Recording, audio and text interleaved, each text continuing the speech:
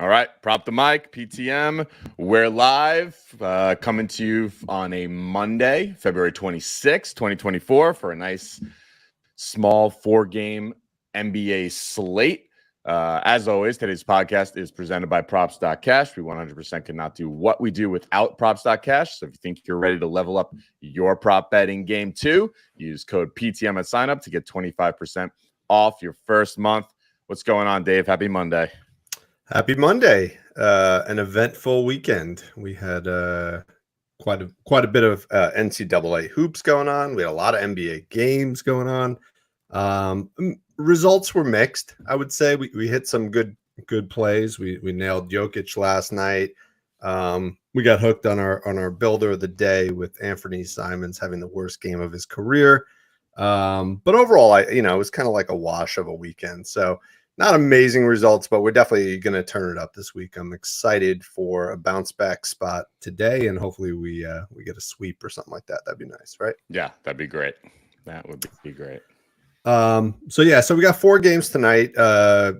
Sometimes these are hard to find your spots, but at the same point, Tom and I kind of like the smaller slates because it really lets you hone in and find some real value that you may miss when you got like 10 or 12 games to review. So I think we both found some good things for tonight. So let's start with what I would say is the best game of the night for overs. We got the Raptors at the Pacers. Pacers are -5.5 at home. Total is 244.5 in this game. So nice total on two teams that really are offense first, defense second. This is the third time they've played this year. They played back in November, and the Raptors won that 132 with 131. Not a lot of value on that because actually Siakam was on the Raptors then. So very different teams for both of them. And then we got they played back on February 14th, and the Pacers won that 127 to 125 in Siakam's return to Toronto. So this is a third matchup. I would look at that last game. But yeah, a lot of points scored in that, over 250 points, and a tight game. So I think this is a really good spot for overs on player props. So why don't you kick it off and give us your favorite prop to start with? All right, guy we've been playing recently, Scotty Barnes. I like his rebounds here, over 7.5 rebounds, -113. On FanDuel. He's done this in 5 of his last 6 games overall, averaging 9.7 rebounds per game. 4 straight games against Indiana, including 12 in both games this season. Gets a nice matchup regardless of like which position category you put him in. Forwards, 4th best matchup. Wings, 5th best matchup. And then some nice comps here. Julius Randle had 16 before he got injured. Jason Tatum, 14. Saddiq Bey, 13 and 9. Josh Hart, 9. So loving Scotty here. Yeah, it's hard not to love Scotty. Although I was looking at his home road splits, right? So if you look at his last 10 on the road, he's 0 for 10, and if you look at his last 10 at home, he's 5 straight and 7 out of the last 10. So any concern around that home road split thing? Not really. I don't put too much stuff into home road splits really. I don't know. A guy that's playing big minutes like this, I don't know. I'd have to dig into the teams, I think, and see, sometimes it's a product of who he's playing in those games. I don't know. Yeah, I mean, not super encouraging, but I don't know. It's not bothering me so much here. Okay, yeah, I mean, 7.5 seems doable for him. So, especially in a fast-paced game like this. All right, who else? You got anybody else on Toronto? I just wanted to point out, I think he's a great leg for an all builders today. If you want to put him in at 6+ rebounds, you can get it at -400, which is a nice leg to an all builder. He's done this in 9 of his last 10 games with RJ, Quickly, and Bruce Brown in the lineup, averaging just under 9 rebounds per game in his last 10 with those guys. If you look at his last 5 with those guys, you got them right there. RJ missed that last game against Atlanta. 12, 12, 9, 10, and 10. He's also a beast on 2 days rest. He's had 6+ rebounds in 13 of his last 14 games on 2 days rest, averaging 9.5 rebounds per game. So a guy that gets it done when he's getting some extra rest there. Very nice. Yeah, you think he's probably got something to prove to his old teammate in Siakam, right? So yeah, I think it's going to be a lot of fun. This game is going to be a ton of offense. So hopefully with all those shots come a lot of rebounding opportunities for him. Yes. And I think we may have just gone live on X. I think the feed started at 10 a.m. So we only put out one play so far with Scotty Barnes over 7.5 rebounds. And then also as a leg of an alt builder, putting Scotty at 6+ rebounds is a really nice leg to an alt builder there. And welcome to everybody joining in. Welcome, yes. Definitely, if you have any questions, drop them in the chat. Would love to make sure we address any questions you guys have. All right, so continuing with the Raptors Pacers. Anything else in this game? Yeah, I think I got a sneaky one here. TJ McConnell over 4.5 assists. He's done this in 8 of his last 10 overall, averaging 6 assists per game. 4 of his last 5 against Toronto, including 5 and 6 in the 2 games that he played in this season. That 6 was in a game just recently. They played on February 14th. So right before the All-Star break, he had 6 assists in that game. And it's interesting to note those 2 games, he did that in just 13 and 16 minutes in those games. And his minutes have ticked up slightly here. He's averaged 17.5 minutes on the season. Over his last 15, though, he's up to almost 20 minutes a game. And then I thought this was interesting. Aaron Naismith looks like he's out today. He's 6 for 6 this season, clearing this line in games without Aaron Naismith, averaging 6.2 assists per game. Now, these guys don't play the same position, obviously, but it's just the rotations switch up a little bit when Naismith's out. Probably leads to some more minutes from McConnell, but there you go, 6 for 6. And then also nice, he's nice on back-to-backs. He probably gets a little bit more run, I would think, maybe in back-to-backs. He's 5 for 7 this season in back-to-backs. And actually, that game, the game with 1 against Memphis that you see right there, he only played 3 minutes in that game. So he's really like 5 for 6 this season. So you like a little sneaky TJ McConnell play? I know you don't. You're not going to love his minutes. Yeah. No, I do, because he's super efficient when he's out there. He is. Ball's always in his hand, right? So he's it's not like when he's out there, Halliburton's out, right? They don't play at the same time, right? So after that, like, I think that offense is used to running in a traditional point guard setup, right? If you look at some of these other teams, it's like they have a traditional point guard, like take Denver, right? Their point guard is Jamal Murray, right? Like he should be bringing the ball up, but 75% of the time Jokic is bringing the ball up, right? Yeah. Even an offense like Miami, they have Terry Rozier as a point guard. Even Jimmy could play a little point, but Bam Adebayo sometimes brings the ball up. I think this is a team that relies more on a traditional point guard setup. So when McConnell's out there, he's got the ball in his hand with the opportunity to get an assist every play. Yeah. So I think that's why he's so efficient.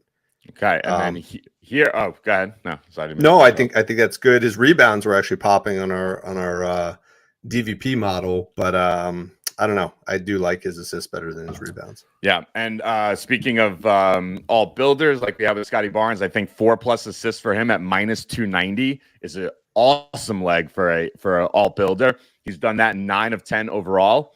19 of his last 22 games, he's had 4+ assists. And we had that split without Aaron Naismith. If you go back to last season, he's had 4+ assists in 11 straight games without Aaron Naismith playing. So I love that leg to a builder. Yeah. He's the kind of guy. We were just talking about this. We did a live stream to go through our alt props cheat sheet yesterday within the Discord. We're actually going to do it again on X, I think maybe on Wednesday of this week, if we can do that. But one of the things we were talking about is that our cheat sheet basically looks for anybody who's got an 85% hit rate. And guys like this actually fall off, don't really make the cheat sheet very often because their minutes at the beginning of the season were very different than their minutes now, right? So he was probably playing 8-9 minutes. Now he's up to 16, 17 minutes. So definitely a really sneaky find to put into a builder. I like that one a lot. I also think he's up and down. Like he is consistent, but then there's some games where he like that game again, like he plays only 3 minutes. Like he just because of the the way the game's playing out, he just doesn't play big minutes, and so that's gonna mess with your hit rates there. But I think in a game like this, I think he'll see decent minutes. I mean, you just saw it. He played 16 minutes in that last game, had 6 assists. So I think he's money for 4 in this game for sure. What about Halliburton assist? That seems to be a popular one out on the on the market right now. I mean, mostly because his 2 games against Toronto, he had 16 assists and 12 assists. So yeah, to me, his line at 12.5 is getting too high. Like, not that he can't do it. If anybody can do 12.5, it's Halliburton. But I think he's also a great leg, and we actually included him in our builder of the day at like 10 assists. I think that was around -600. So that's also nice value. I don't know if I'd play up to 12.5, but I think 10 is a really good play for him, especially when he gets 30 plus minutes. So yeah, nice. Yeah, I like 10. I worry about the 12. 12 is a lot. And especially, my natural inclination is, I mean, I didn't know everyone was on it, but you tell me everybody's on a play. It's just my natural, reaction is to just look someplace else then. So. Yeah, exactly. Anybody else in this game? That's all I had in this game. All right. So the other one, I'll throw this out. We were chatting about this guy in the Discord earlier today. We got Benedict Mathurin, I think, is also in a really good spot. From a matchup standpoint, DVP, excellent spot against Toronto. But if you notice, look at his playing time. Let me take the filters off. In his last 10 games. So he had, let's even just look at his last 5. So with Naismith being out, Mathurin moves into the starting lineup. If you look at his minutes, the last 2 games, 35 minutes and 33 minutes. So if we just do our analysis, assuming Naismith's out again tonight, which I don't think he's definitively out yet, but he's projected to be out. So I think that's why this line is still relatively low. If we just look at all the games this season, when Mathurin's played 30 plus minutes, right? I mean, assists are popping, rebounds are popping, points are popping. So I went with the RA. I think it's 6.5 RA on Mathurin. I think that's a really good spot. You can see in the last 2 games alone with 30 plus minutes, he had 5 assists alone. So I think that is a good look if he's in the starting lineup. Yeah, sneaky. Tonight. I like that. We got a question here on X from Brandon Wong. RJ Barrett over 6 rebounds or 26.5 points in rebounds. All right, let's look at 6 rebounds. RJ seems to like to get to 5. What has he done against Indy? So I think that's a good spot, right? If you look at the February 14th game, he had 9 rebounds, so that's a good indicator. If you look at his let's look at his recency, last 10 games, seems to be getting to 5 quite a bit, but 6 rebounds is also attainable. Let's look at his last 10 on the road. That's looking better. 8 out of his last 10 on the road. I think I would play him as part of a builder at like 5 rebounds. I think that's a pretty safe bet here. But can't argue with 8 of the last 10 on the road, and you can't argue with the last matchup against Indy. So what do you think, Tom? And with the point total also in this game, I think, if you want to pull up his PR and see, maybe that's someplace to look. Yeah. With what was the total in this game? So that's his last 10 on the road. This is his last 10 overall, and the total in this game is 244. Against Indy, he put up 32 points and rebounds. So yeah, nice. I think I like that better. I think I'd probably play his PR. I agree. I would go there. All right, he's going to get plenty of looks tonight. Yeah. All right, let's move on. We got the Pistons at the Knicks. Knicks are -10.5 at home. Total is 223.5 in this one. So nice low total. Got a little revenge narrative. Got Evan Fournier going to take it out on the Knicks. Our guy Prop Bomb was tweeting about that yesterday. And so maybe Fournier comes out and puts up like 3 or 4 threes.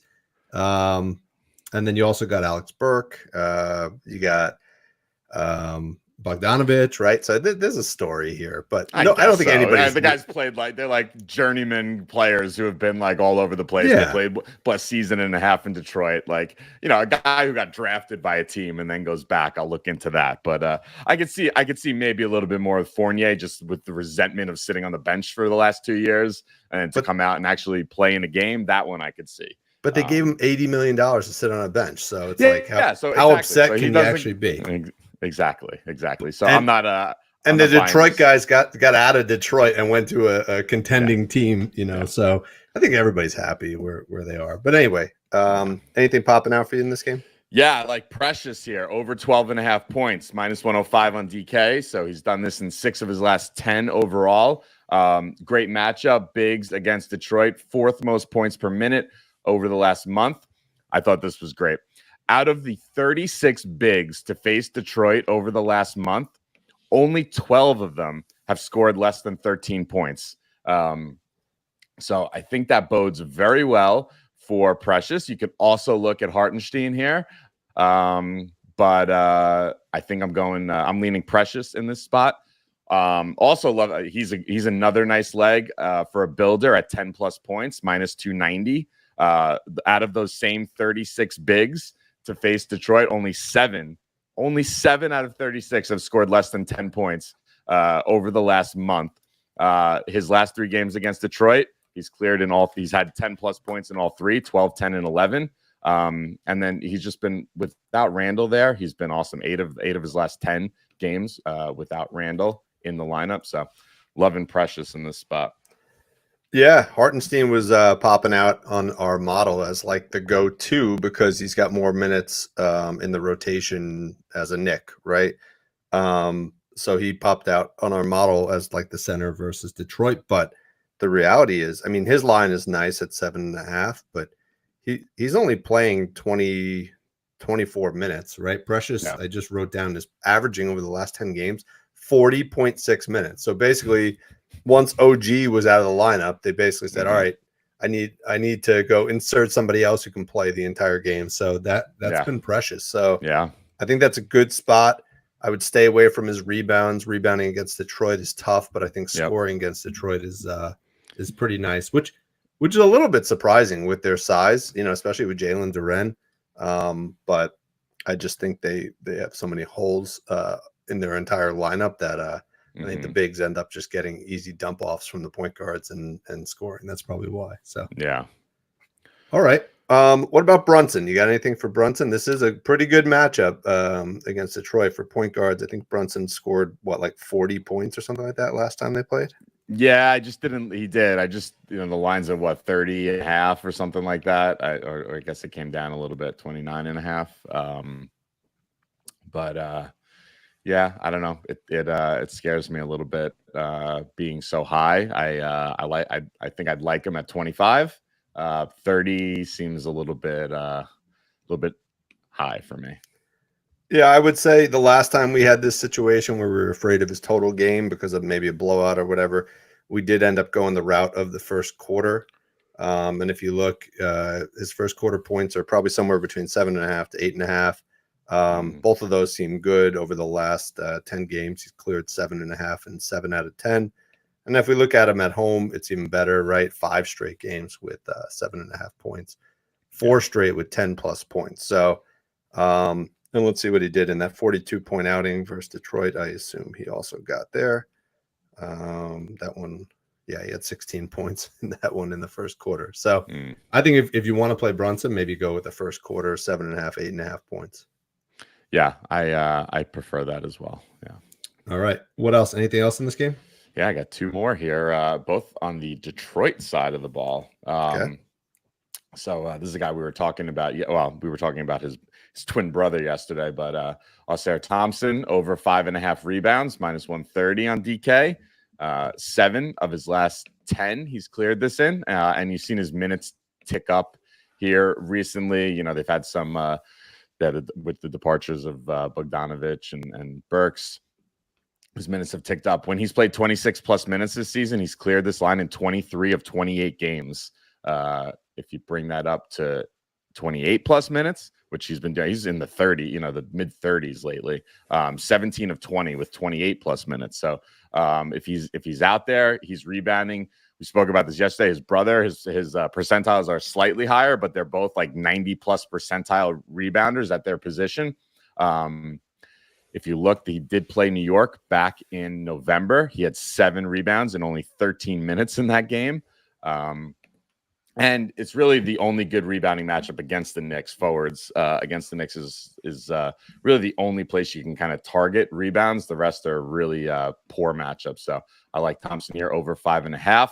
Also, to stick with our theme of alt builders here, love him at 4+ rebounds in an alt builder, minus 550. So also another decent leg. Of the 22 forwards to play the Knicks over the last month, only 3 of them, 22, have had less than 4 rebounds. That was Aaron Naismith, David Roddy, and Okeke. All had 3 rebounds against the Knicks. So they almost all got there. And he's got an 89% hit rate this season, 33 of 37 games when he plays just 20 minutes. So loving Thompson here.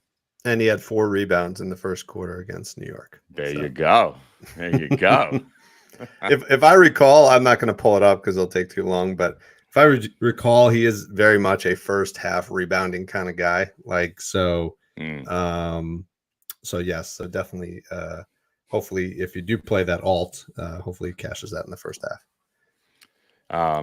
Yeah, maybe that was the beginning of the season trend, It could have been, yeah. Maybe it's starting to change now that because he probably wasn't in any. I don't know. They're not closing out too many games, Detroit, but I'm sure he probably wasn't in their closing rotations earlier in the season, maybe. So maybe that's it. But yeah, I got one other sneaky one here. This one, I really love this play. Simone Fontecchio over 12.5 points, minus 111 on FanDuel. He's 4 for 5 since joining Detroit, averaging 15.5 points per game. He gets the best scoring matchup against the Knicks as a forward over the last month.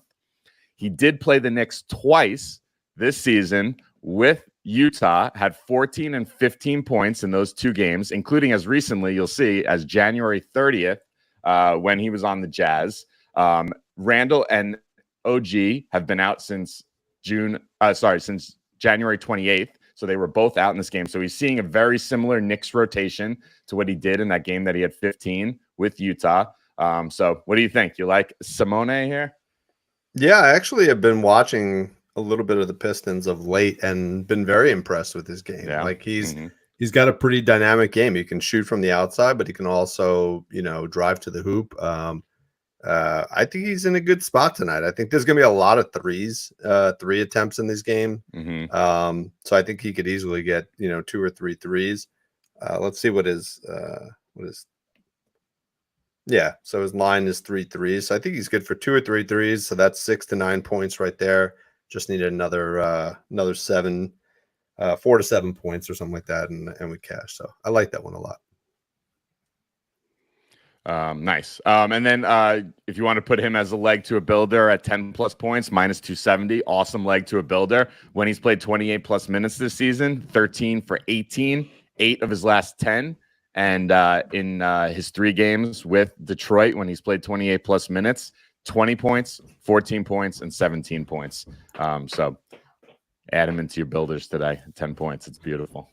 Very nice. All right, let's move on. We got the Nets at the Grizzlies. Grizzlies are getting 2.5 at home, 215.5. I did see Derrick Rose props. So is today the return of Derrick Rose? Okay, go. You got a little guess there.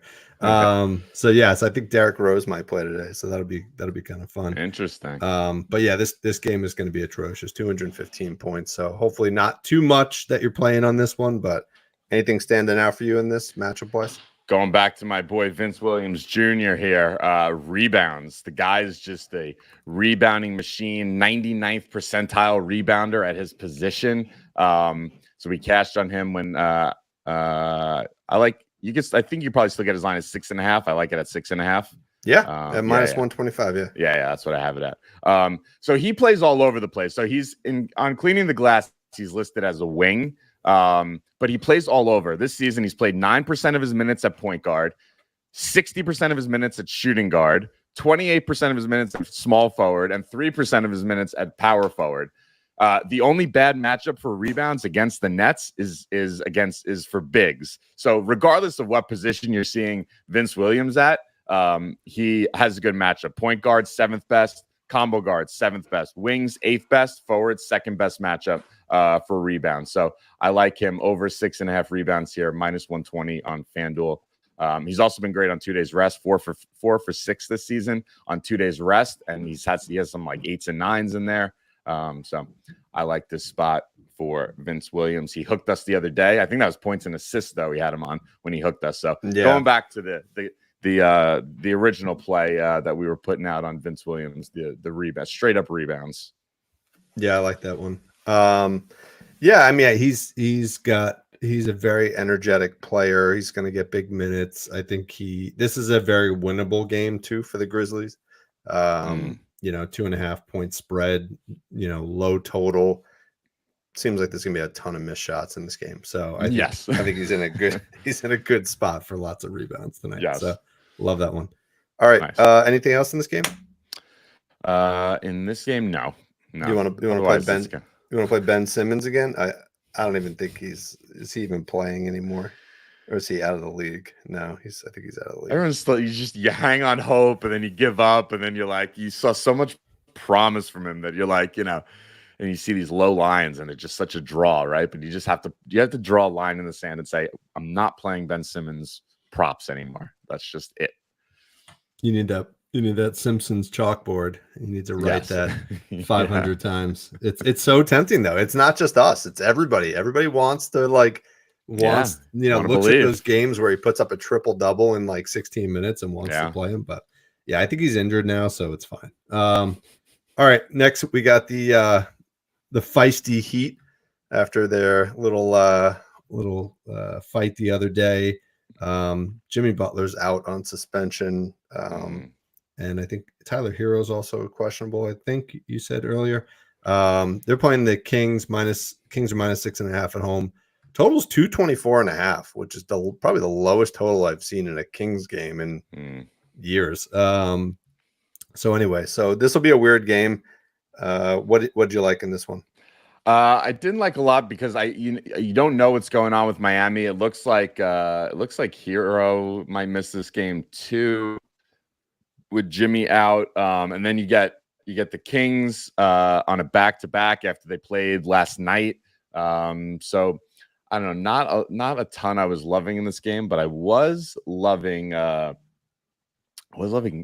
just as a leg to an alt builder here, Keegan Murray, 4+ rebounds, minus 320. He's averaged 35 minutes per game over his last 5 games. When he's played 30 minutes this season, he's got an 87% hit rate, 33 for 38. When he's played 34 minutes, which he has over his last 5 games, he's only missed once, 21 of his last 22 games when he's played 34 plus minutes. That's at 4 rebounds. Very nice. Yeah. And then also been great on back-to-backs, 6 of 7 this season and 6 straight on back-to-backs. In the one miss, he only played 16 minutes. That was early in the season when he was kind of out of the rotation. And he's 16 for 18 since last season on back-to-backs with 20 plus minutes. So this is a nice minus 300 leg to a builder for you builder fans out there.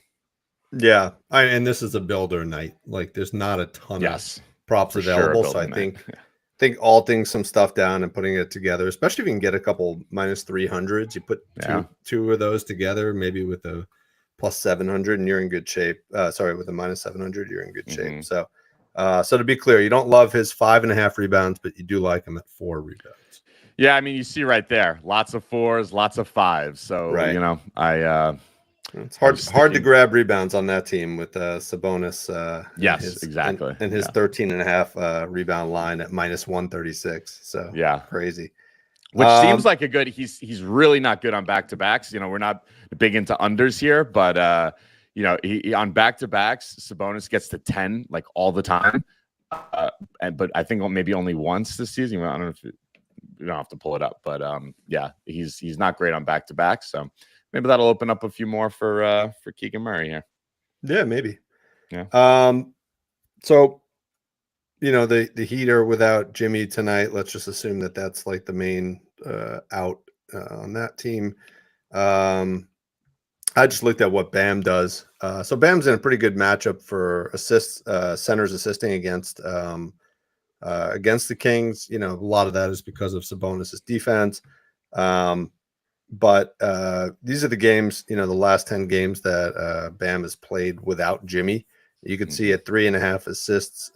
He's 8 for his last 10. And let's see what he's done the whole season.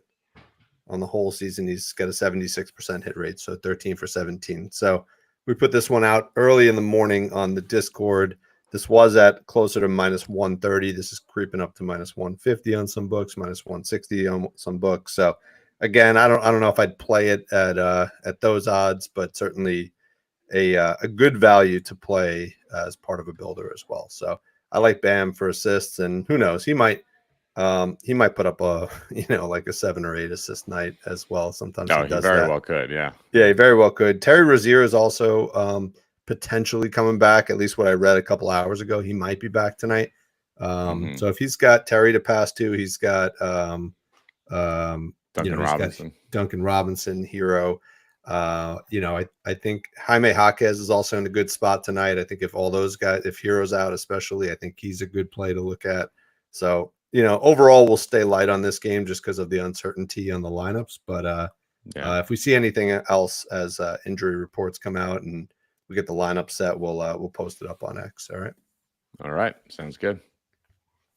All right. I think that does it. Just under 30 minutes here on a nice 4-game slate. But I think we got some nice stuff. Like we said, feels kind of like a good all builder night. So we gave out plenty here that are in the, you know, high minus 200, minus 300, minus 400 range, which are tremendous legs for builders. So take a look at those. And then we also have our builder sheet just with the home road hit rates as well.